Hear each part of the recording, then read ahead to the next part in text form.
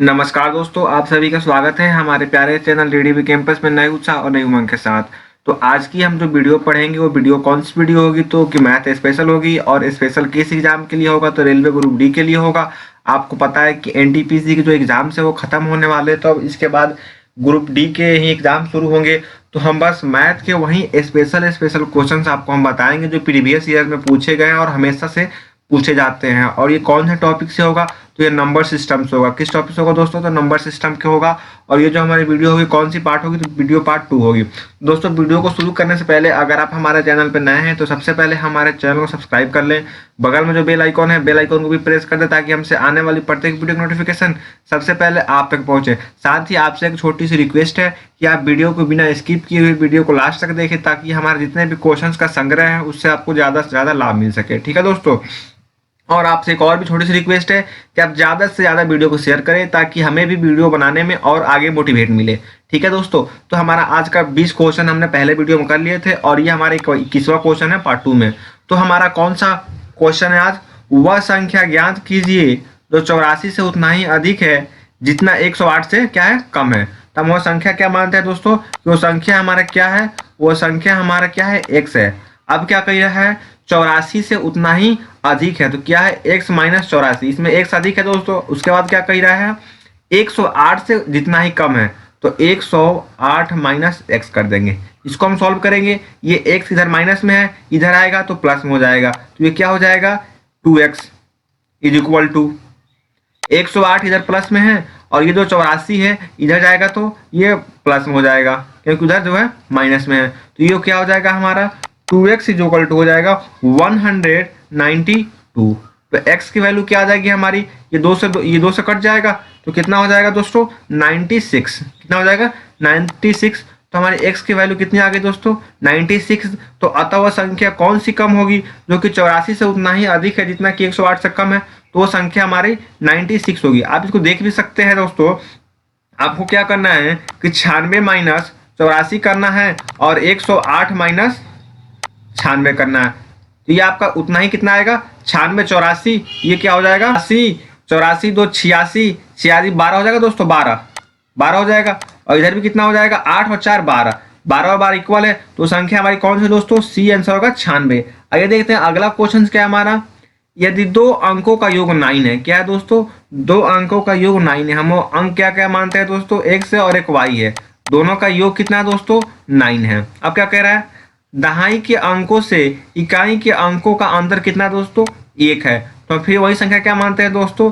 x minus Y is equal to 1 मानते हैं। अब इसको सॉल्व करेंगे तो हमें x y का मान मिल जाएगा दोस्तों। y से y कैंसिल, ये क्या हो जाएगा? 2x इज इक्वल टू 10, 2 पंजे 10।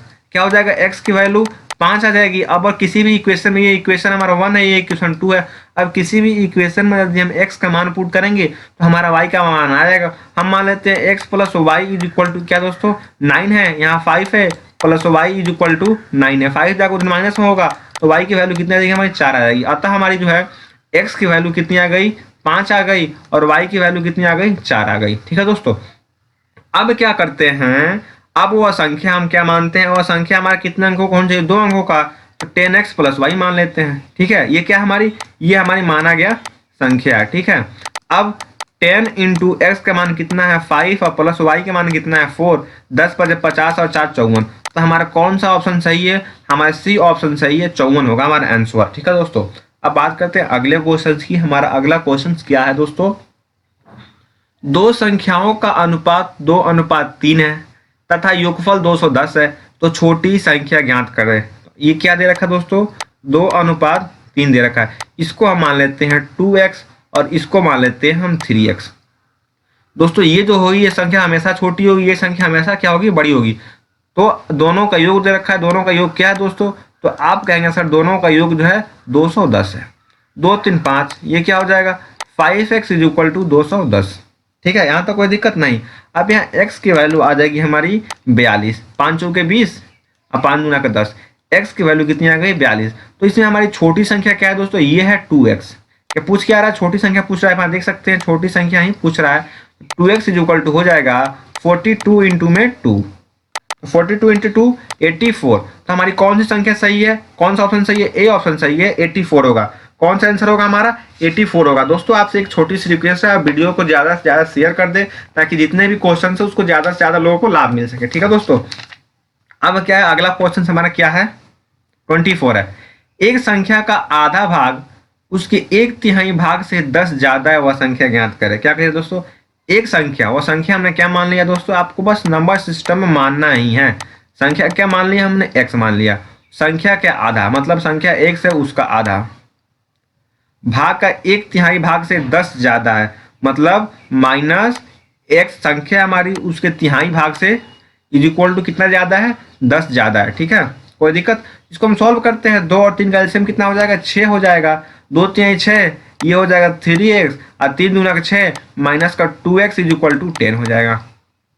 6 जाके 3 और 2 5, सॉरी 3 में से 2 गया 1, x बटा में 6 हो जाएगा इज इक्वल टू 10 हो जाएगा। ये जो 6 है उधर जाके मल्टीप्लाई हो जाएगा तो x इज इक्वल टू 60। क्या दोस्तों, तो संख्या कौन सी है दोस्तों, तो संख्या 60 है। कौन सा ऑप्शन सही है, 60 है। दोस्तों इन सारे क्वेश्चंस नंबर सिस्टम से रेलवे में हमेशा घुमा के पूछा जाता है। इसमें कोई सी भी वो संख्या, कोई सा भी वो क्वेश्चंस नहीं है जिसको आप नहीं जानते हो, बस आपको जो क्वेश्चंस की लैंग्वेज है आपको उसको समझना है। अगला क्वेश्चन क्या है हमारा, सॉरी 25 क्वेश्चन क्या है हमारा, यदि ऋणात्मक पूर्णांकों और 10 धनात्मक पूर्णांकों को एक साथ गुणा किया जाए तो गुणनफल चिन्ह क्या होगा।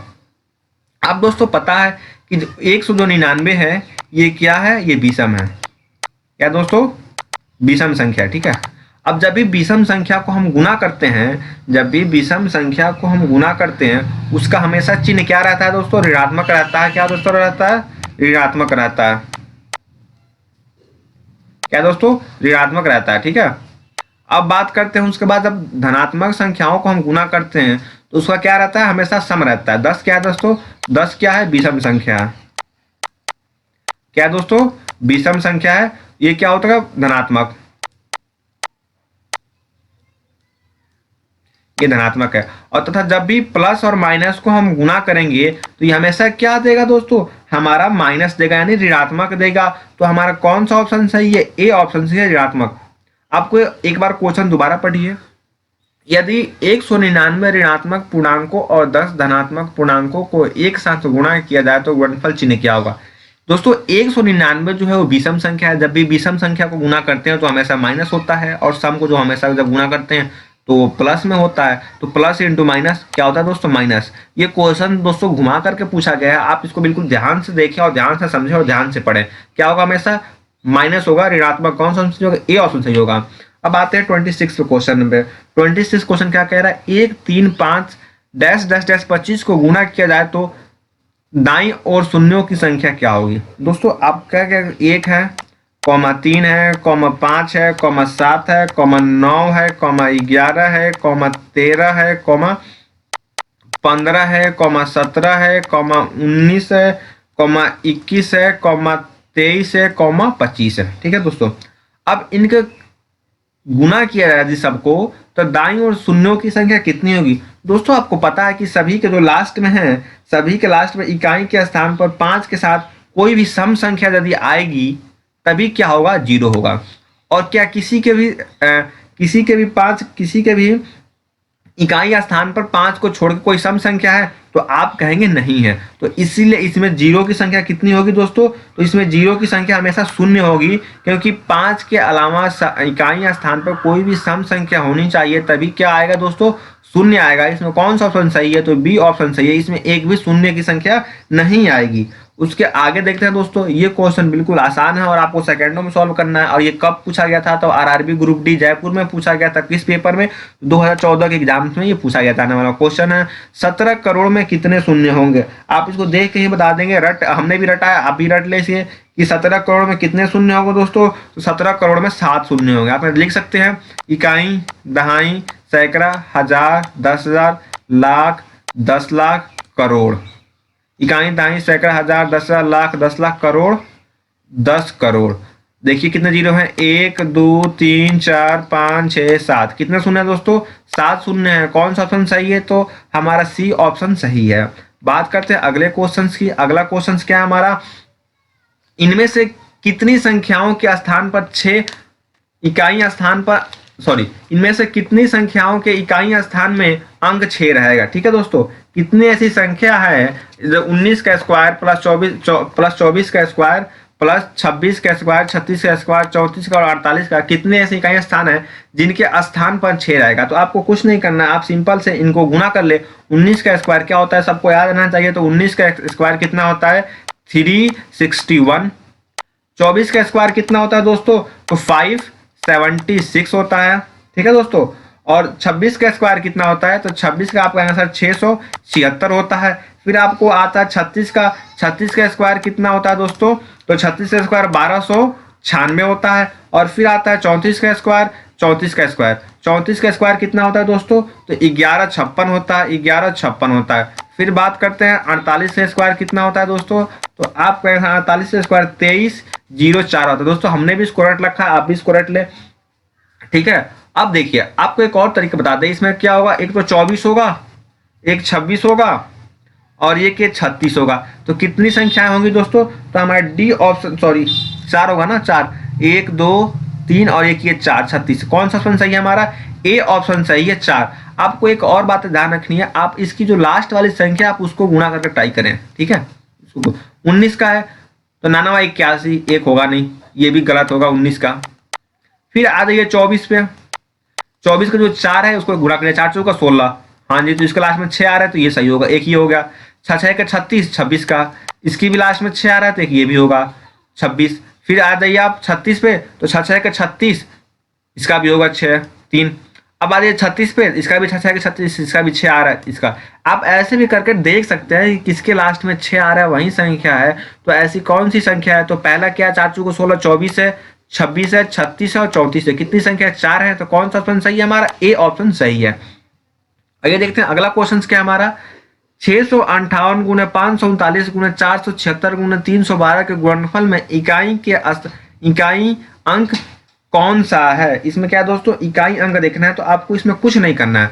जो आप ये 658 है, क्या है दोस्तों 658 है, गुने में 539 है, गुने में 476 है और गुने में 312 है। आप इसका कुछ मत लीजिए, आप इसका जो इकाई का अंक है उसको उठा लीजिए। इसमें 8 है, इसको 8 ले लीजिए, गुने 9 है 9 ले लीजिए, गुने 6 है 6 ले लीजिए, गुने 2। आप यदि पूरा को गुणा करेंगे तो बहुत ज्यादा समय लग जाएगा, उसमें पूरा को गुणा करने की कोई आवश्यकता नहीं है। सभी संख्याओं का आप इकाई अंक ले ले, जैसे इसका इकाई अंक 8 है, इसका इकाई अंक 9 है, इसका 6 और इसका 2 है। क्या हो जाएगा 8 गुने 9 गुने 6 गुने 2। ठीक है, अब आप इसको गुणा करिए, 8 9 72, 72 छके दूना कितना हो जाएगा दोस्तों 864। कितना हो जाएगा 800। इकाई के स्थान पर क्या आ रहा है दोस्तों, इधर से इकाई लेकर इकाई दाई सैकड़ा, इकाई के स्थान पर क्या आ रहा है दोस्तों 4 आ रहा है। तो हमारा कौन सा ऑप्शन सही है दोस्तों, हमारा ए ऑप्शन सही है। इकाई के स्थान पर क्या होगा दोस्तों, तो 4 होगा।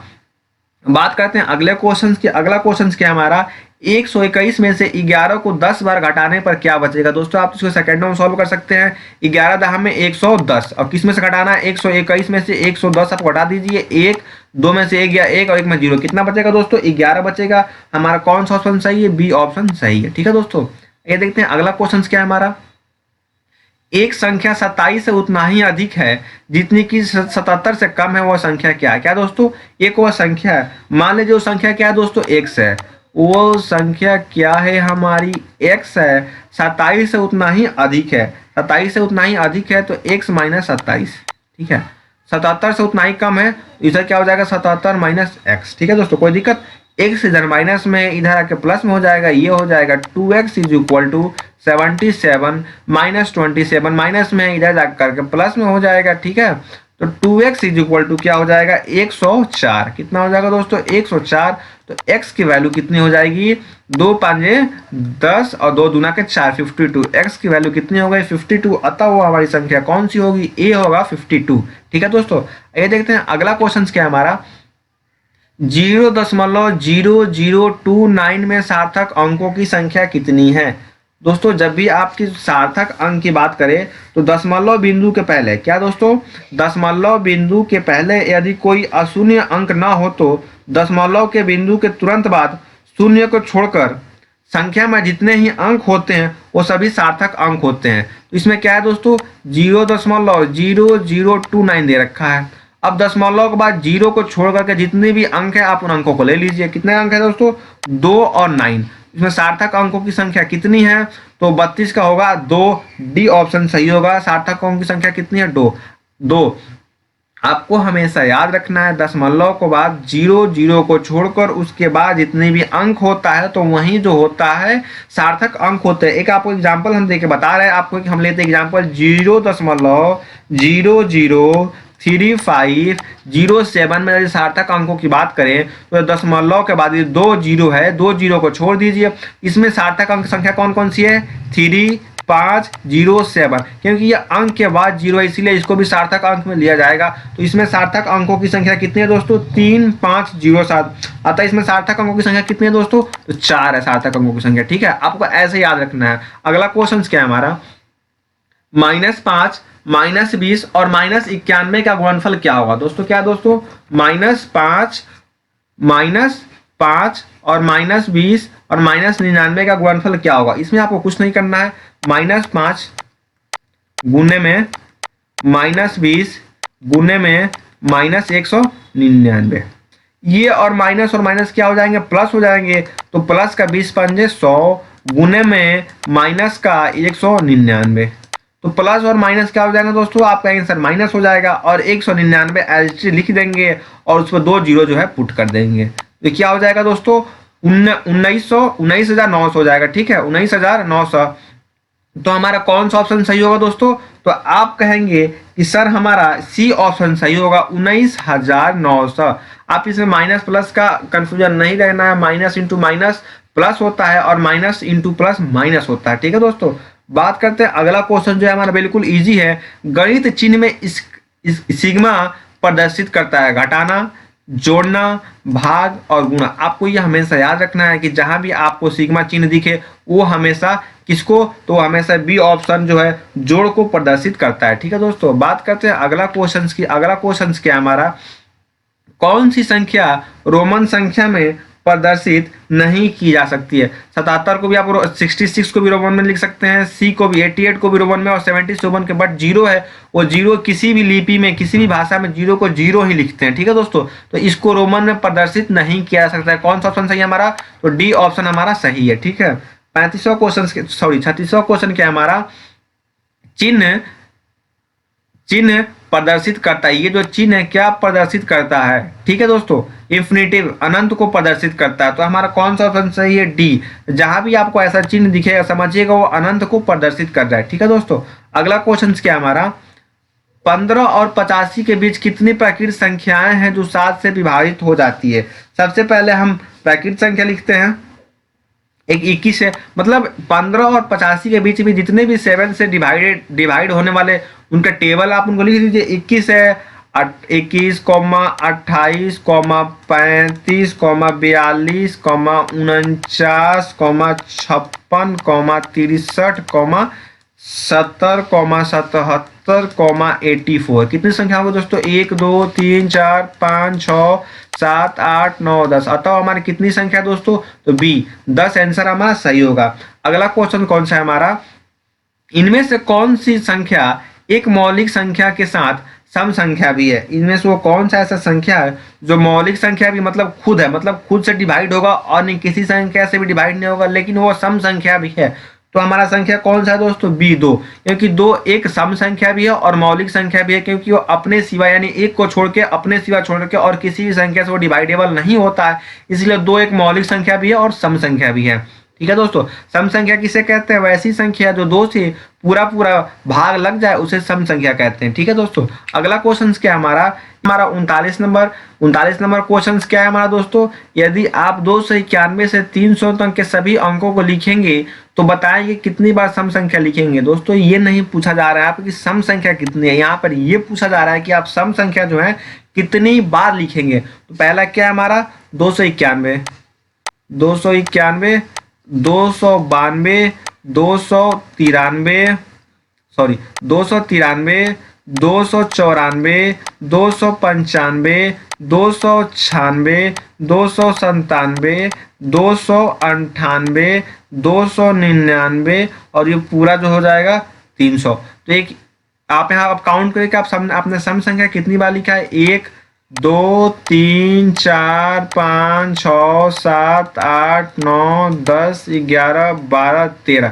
आपने सम संख्या कितनी बार लिखी है दोस्तों, 13 बार लिखा है। तो हमारा कौन सा ऑप्शन सही होगा, बी ऑप्शन जो है वो बिल्कुल सही होगा। अगला क्वेश्चन क्या है हमारा, यदि तीन क्रमागत, क्या दोस्तों, तीन क्रमागत पूर्णांकों का गुणनफल 120 है तो बताए कि पूर्णांकों का योग कितना होगा। क्या दोस्तों, तीन क्रमागत पूर्णांक, हम अपना क्रमागत पूर्णांक मानते हैं। पहला क्या है हमारा, x-1 है, दूसरा क्या है x है, और तीसरा क्या हो जाएगा दोस्तों, x+1 है। क्रम के अनुसार है बिल्कुल, तो आप हाँ सर बिल्कुल क्रम के अनुसार है। अब उनका गुणनफल है, गुणनफल क्या हो जाएगा, x-1 गुने x गुने x+1, ये उनका गुणनफल हो गया।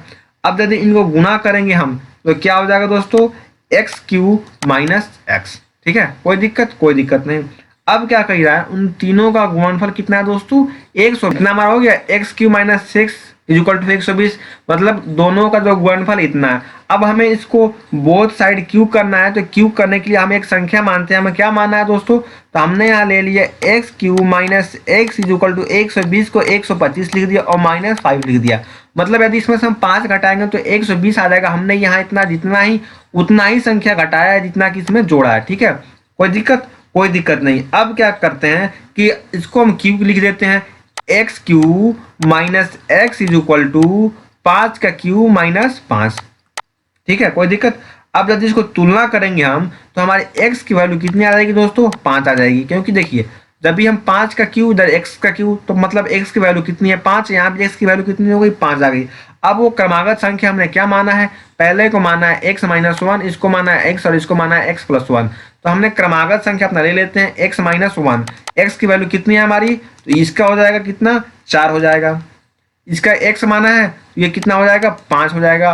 और इसका कितना माना है, x+1, तो 5 + और 1 6 हो जाएगा। अब क्या, इनके तीनों पूर्णांकों का योग पूछा है, तो 4 5 11 और 6, 4 5 11 और 6 कितना हो जाएगा दोस्तों, सॉरी दोस्तों, 4 5 9 और 6 15। तो हमारा कौन सा ऑप्शन सही होगा दोस्तों, डी ऑप्शन सही होगा, 15 होगा हमारा। 4 + 5 + 6, 6 और 5 11 और 4 15, क्या होगा दोस्तों, 15 हमारा आंसर होगा। आइए देखते हैं अगला क्वेश्चन क्या है हमारा, तीन अनुक्रमित संख्याओं का योग 33 है, अंतिम दो संख्याओं का योग क्या होगा। क्या कह रहे हैं दोस्तों, तीन ऐसी क्रमिक संख्याएं हैं जिनका योग कितना है दोस्तों, 33 है। तो मतलब मध्य, इनका हम बीज का अंक निकालेंगे दोस्तों, तो बीज का मध्य इक्वल टू क्या होता है, संख्या बट्टा में उतनी संख्या से भाग देते हैं जितनी संख्या होती है। तो 33 है और हमारी टोटल संख्या कितनी है दोस्तों, 3 होता है। तो हमारी बीज की संख्या कितनी आ गई दोस्तों, 111। ठीक है, अब उससे जस्ट एक बड़ी संख्या, तो यदि 111 में हम +1 कर दें तो ये कितना हो जाएगा दोस्तों, 112 हो जाएगा। अब दोनों संख्याओं का अंतिम, एक तो हमारा बीच की संख्या ये हो गया, जस्ट उसके बाद की संख्या ये हो गई। यदि हम दोनों को जोड़ते हैं तो क्या हो जाएगा, 111 + 112 = 223। ठीक है दोस्तों, ये होगा हमारा आंसर। तो हमारा कौन सा ऑप्शन सही है, तो हमारा डी ऑप्शन सही है, 210। दोस्तों अगर आपको इसको पूरा बिल्कुल लॉन्ग मेथड से आपको सॉल्व करना है तो आप एक संख्या को मान लीजिए x-1, दूसरी संख्या को मान लीजिए x और तीसरी संख्या को मान लीजिए x+1। अब यदि आप तीनों को जोड़ेंगे, x-1 + x और प्लस x+1 = आपका आ जाएगा कितना, 333। अब इसको जोड़ लीजिए आप, x 2x 3x हो जाएगा और ये 1 से ये 1 जो है कैंसिल हो जाएगा। तो ये कितना हो जाएगा, 333। और x की वैल्यू कितनी आ गई आपकी, 111। अब ये संख्या आपकी कितनी बनेगी, 111 में से आप 1 घटाएंगे, 110। ये संख्या कितनी बनी, 111, और ये संख्या कितनी बनी आपकी, 112। हमने आपको ये शॉर्टकट मेथड बताया और ये लॉन्ग मेथड, आप इसे आसानी से इससे कर सकते हैं। आप डायरेक्टली इसको 3 से डिवाइड कर दीजिए और आपकी बीच की संख्या निकल जाएगी। उसमें 1 प्लस कर दीजिए, अगली संख्या 1 माइनस कर दीजिए, उसकी पहले की संख्या आपकी निकल जाएगी। बात करते हैं अगले क्वेश्चन की। अगला क्वेश्चन क्या हमारा, दो वास्तविक संख्याओं का अंतर 7 है। क्या दोस्तों, दो वास्तविक संख्याओं का अंतर कितना है दोस्तों, 7 है। यदि इनके वर्गों का अंतर 210 है तो उन दोनों वास्तविक संख्याओं का योग क्या होगा। क्या है दोस्तों, दोनों संख्या क्या है दोस्तों, हम मान लेते हैं एक x है और एक y है। ठीक है, कोई कोई दिक्कत नहीं। पहला क्या है, दोनों संख्याओं का अंतर 7 है, तो x minus Y is equal to कितना मान लिया हमने, 7 मान लिया। ये हो गया हमारा समीकरण नंबर 1। अब क्या कह रहा है, इनके दोनों का वर्गों का अंतर मतलब कि X square minus Y square कितना दे दिया हमारा, 210। ठीक है। अब आपको एक फॉर्मूला आपने पढ़ा होगा कि A square minus B square is equal to क्या होता है, ए प्लस बी इंटू में ए माइनस बी। कोई दिक्कत नहीं। आप वैसे ही पुट कर दीजिए, X minus Y into x plus Y is equal to 210। अब आपको यहाँ देख रहे होंगे कि x माइनस वाई की वैल्यू कितना दे रखा है, तो x माइनस वाई की वैल्यू दे रखा है 7। 7 into x plus Y is equal to 210। ठीक है। अब x plus Y is equal to कितनी वैल्यू हो जाएगी, 210 अपॉन में 7। 7 तरीके 21 30 क्या होगा दोस्तों, तो x plus Y is equal to कितना हो जाएगा, 30 हो जाएगा। अतः दोनों वास्तविक संख्याओं का योग कितना होगा दोस्तों, 30। कौन सा ऑप्शन सही है, तो हमारा ए ऑप्शन सही है। अगला क्वेश्चन क्या है हमारा, दो क्रमिक विषम पूर्णांकों के वर्गों के बीच का अंतर सदैव विभाज्य होता है। मतलब कि दो पूर्णांक संख्या है, ठीक है दोस्तों, दो पूर्णांक संख्या और उनके जो बीच का अंतर है वो हमेशा किससे डिवाइड होता है दोस्तों, तो आपको बताना है। तो मान लेते हैं कि दो क्रमिक संख्या क्या है दोस्तों, एक 3 मान लीजिए विषम संख्या पहला, और दूसरा मान लीजिए 5। ठीक है, 3 और 5 हो गया, उनके पूर्णांकों के बीच का अंतर। तो अब इनके वर्ग करते हैं दोस्तों, 5 25 का स्क्वायर माइनस का 3 का स्क्वायर। ठीक है। अब ये क्या हो जाएगा दोस्तों, 5 25 और माइनस 9, ये कितना हो जाएगा, 25 माइनस 9 कितना हो जाएगा, 16 हो जाएगा। कितना हो जाएगा दोस्तों, 16 हो गया दोस्तों, 16। अब इसको हम अभाज्य गुणनखंड करते हैं, क्या हो जाएगा दोस्तों, 8 गुने में 2, 8 गुना के क्या हो जाएगा दोस्तों, 8 गुना में 2, 8 गुना के 16। तो आप ये मान लीजिए, फिर एक और दो पूर्णांक मान लीजिए 7 और 9, कितना दोस्तों, 7 9। ठीक है। अब आप इन दोनों का स्क्वायर करिए, 7 9 का स्क्वायर और माइनस 7 का स्क्वायर, ये क्या हो जाएगा, 9 81 और माइनस 7 49, ये कितना आ गया, 32 आ गया। इसको आप फैक्टर करिए, 8 इंटू 4 24। अतः जो दो क्रमिक संख्या होगा वो हमेशा किससे डिवाइड होगा दोस्तों, तो आप देख रहे हैं 8 इसमें भी आ रहा है और 8 इसमें भी आ रहा है, तो हमेशा किससे डिवाइड हो सकता है दोस्तों, तो 8 से हो सकता है। कौन सा ऑप्शन सही है हमारा, डी ऑप्शन सही है। अगला क्वेश्चन क्या है हमारा, दो क्रमागत सम संख्याओं का गुणनफल 12768 है, तो उनमें बड़ी संख्या क्या होगी। क्या दोस्तों, दो क्रमागत सम संख्या, मान लीजिए हमारा सम संख्या क्या है, एक x है और दूसरा क्या है दोस्तों, x प्लस 2 है। ठीक है, कोई दिक्कत नहीं। अब क्या कह रहा है, उन दोनों का गुणनफल इतना है, तो क्या हो जाएगा दोस्तों, x गुने में x plus 2 is equal to 12768। ठीक है, कोई दिक्कत नहीं। अब आप इनको गुणा कर देते हैं, X square plus 2x is equal to 12768। अब इसको सॉल्व करेंगे, X square plus 2x minus 12768 is equal to 0। क्या होगा दोस्तों, 0। कोई दिक्कत नहीं। अब अगर हम इसको सॉल्व करते हैं तो अब इसको हम फैक्टर करेंगे, गुणनखंड सबको आता ही होगा दोस्तों।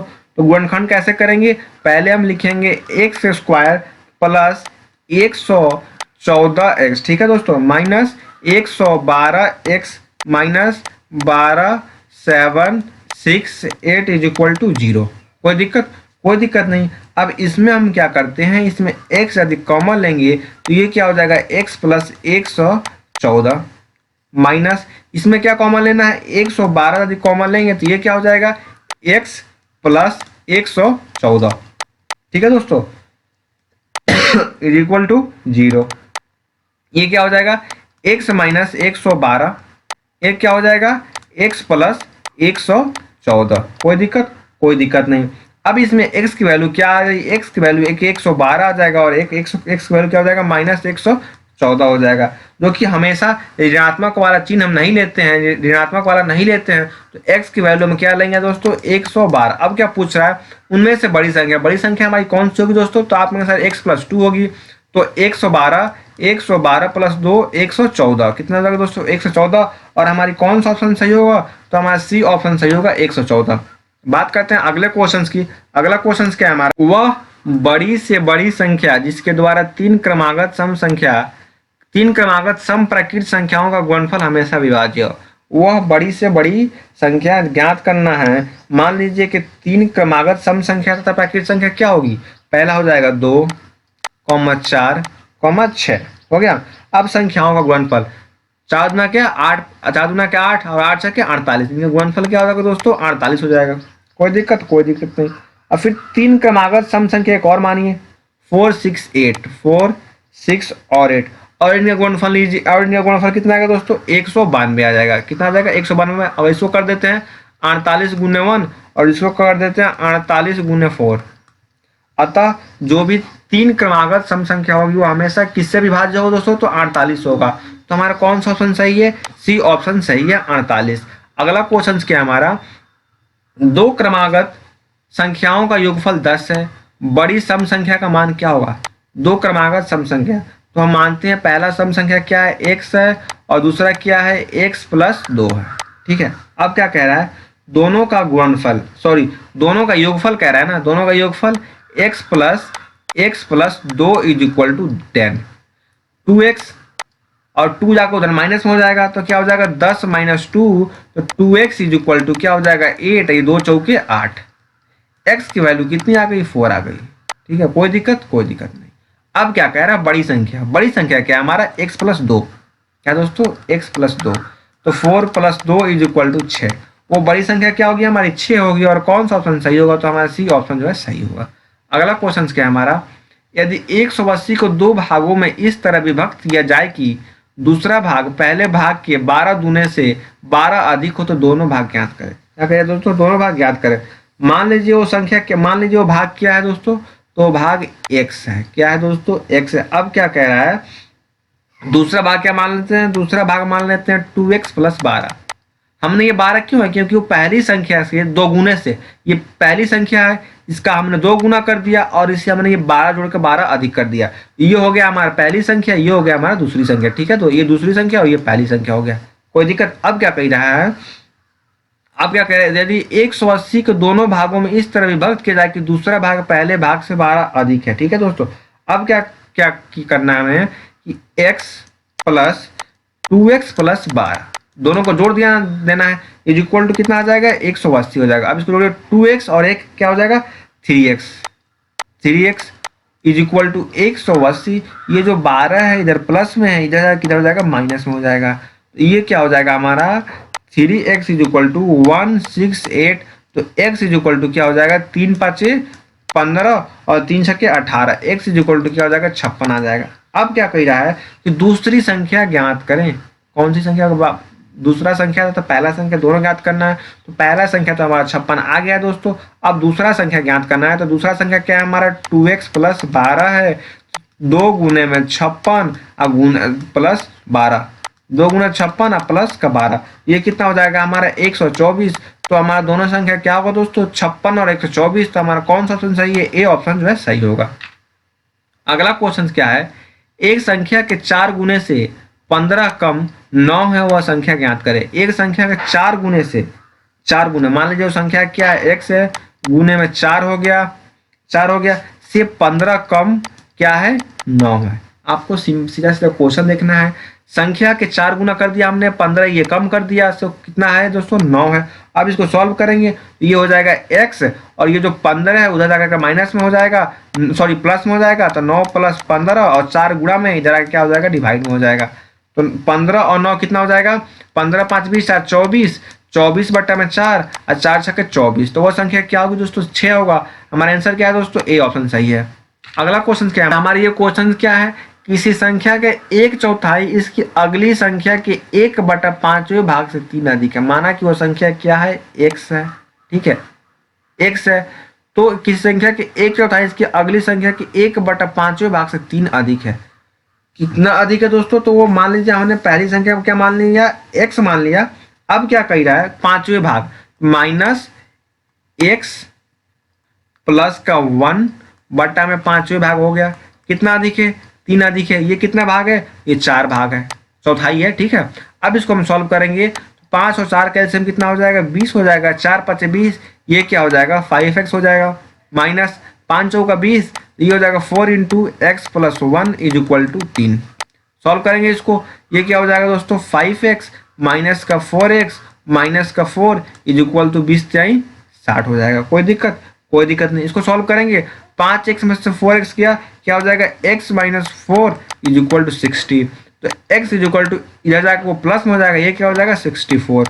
तो अतः वह संख्या कौन सी है दोस्तों, तो 64, सी ऑप्शन सही है। अगला क्वेश्चन क्या है हमारा, एक दो दो अंकों की संख्या और उसके अपने अंकों के योग का अनुपात 7:1 है, तो इकाई और दहाई अंकों का अंक एक अधिक है, तो वह संख्या ज्ञात करें। क्या कहिए दोस्तों, ये क्वेश्चन में दो दिया है, अंकों की संख्या और अपने अंकों का योग, मतलब मान लीजिए 21, कोई दिक्कत, बट्टा में 2 + 1 इज इक्वल टू 21 बट्टा में 3, तभी तो ये संख्या बनेगा हमारा 7:1। आपको एज्यूम करना है कि 7 × 21, ठीक है दोस्तों। तो हमने ये 21 ले लिया कि हम क्या ऐसे चीज करेंगे कि हमारा जो रेशियो होगा वो 7:1 बनेगा। आपको इस ऑप्शन से देख के पुटअप करना है, ठीक है।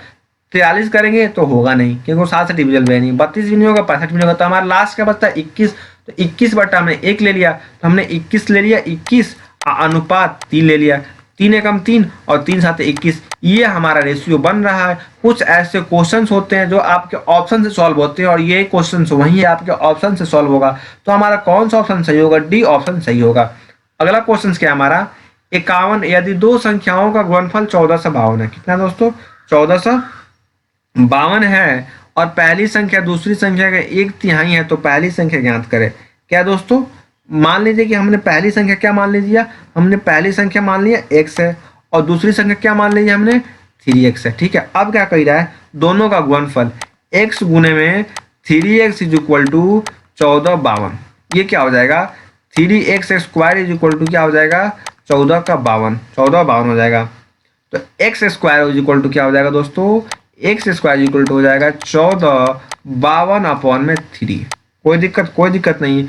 तो x इज इक्वल टू क्या हो जाएगा, इसको हम डिवाइड करेंगे, इसकी डिवाइड क्या हो जाएगा दोस्तों, ये हो जाएगा 484, क्या हो जाएगा दोस्तों 484, ठीक है। अब तो x इज इक्वल टू क्या हो जाएगा √484, तो x इज इक्वल टू 484 का वर्गमूल क्या होता है 22 होता है। तो पहली संख्या क्या है दोस्तों 22 है, 22 है। कौन सा ऑप्शन सही है, तो डी ऑप्शन सही है।